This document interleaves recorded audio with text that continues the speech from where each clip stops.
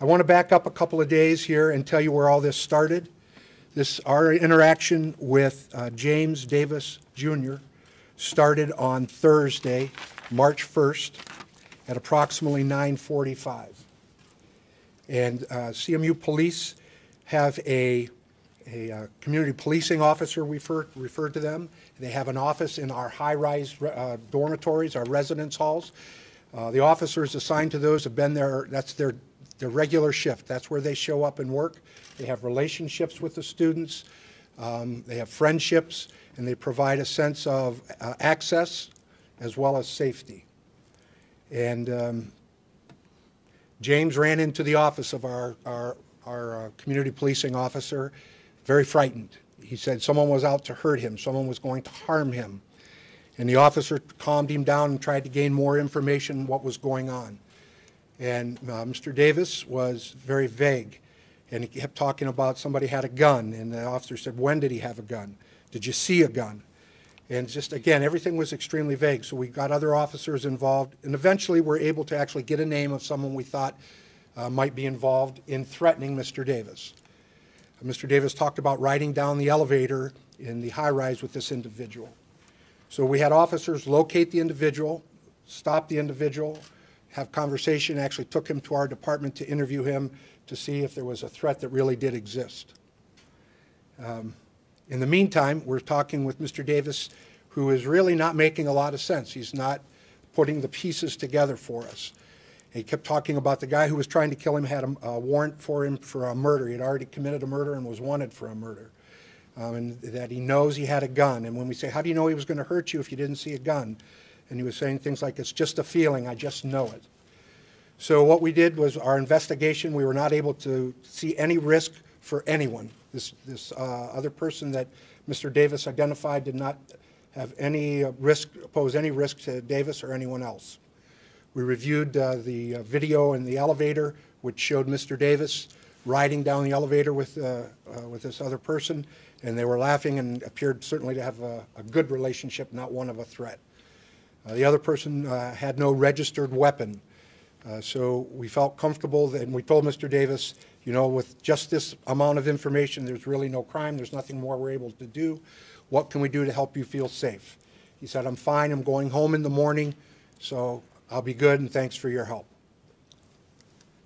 So about 1:15, 3 or 4 hours later, our officers are over in the high-rise area dealing with a different issue and see Mr. Davis in the hallway with a number of suitcases and bags.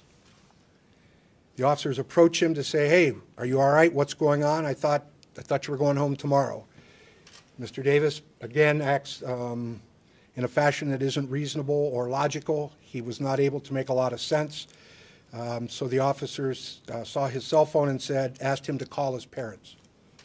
So Mr. Davis calls his parents. The officer speaks to the parents over the phone. They explain to the mother what we've observed and what the actions of Mr. Davis have been over the last few hours.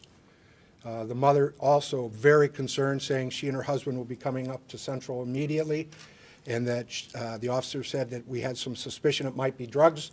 Does he have a drug history? The mother said she too is concerned this could be drugs. So after speaking with her, the officers tell Mr. Davis we need to take him to the hospital to get him checked out because just clearly mentally and he's not making a lot of sense, and the suspicion and some of the behaviors we see suggest there may be drugs involved. So for his benefit, we take him to the people who are best qualified to look at those kinds of symptoms, to measure those things, and to manage those if they in fact are there. So we took Mr. Davis to the hospital and explained what our interaction was with the hospital staff, where Mr. Davis stayed until the following morning, where he was picked up by his parents. Once he was picked up by his parents, they came back to Campbell Hall to load the car up to take him home.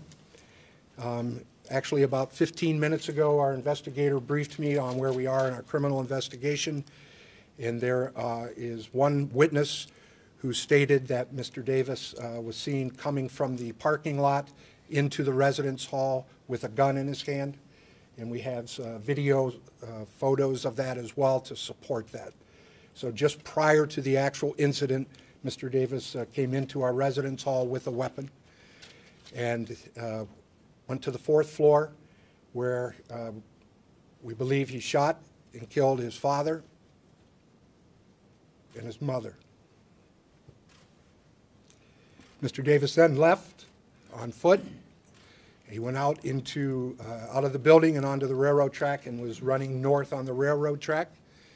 And it was, we have again a number of video photos that show a progression of moving north along that railroad track. And the last place we could actually put him from the video is around Cherry Street on the railroad track. So at that point, we have all of these folks coming in to assist us and to set up a perimeter and to take care of our communities. Not only are we looking for the suspect so that no one else is injured, we also are trying to protect those folks who are still on campus and in the Mount Pleasant area and help them to be safe.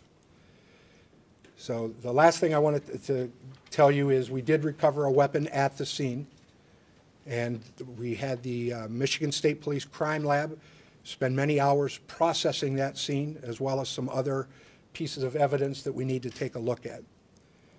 And so I just want to say that the investigation has many more hours and much more in front of it. We are not at all done with this investigation.